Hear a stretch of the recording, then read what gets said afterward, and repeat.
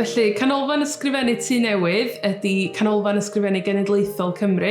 Da ni'n ganolfan sgwennu ers 1990, felly dros 33 o flynyddoedd da ni wedi bod yn croesawu awduron yma i Tŷ Newydd i ddarganfod eu creadigrwydd. Yma yn Tŷ Newydd, da ni'n cynnal llu o gyrsiau ac amrywiaeth helaeth yma. O gyrsiau undydd i gyrsiau wythnos mewn amrywiaeth eang o genres, o ffuglen i farddoniaeth, yn sicr fydd 'na rhywbeth yma iddo chi.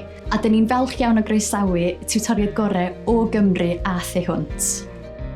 Dwi'n meddwl, oedd y meddyliau creadigol wastad yna gen ni, ond bod Tŷ Newydd wir wedi helpu roi trefn ar y meddyliau yna, a wedyn gwybod hwyluso a'n arfogi efo ffyrdd i roi hynna wedyn i lawr ar bapur.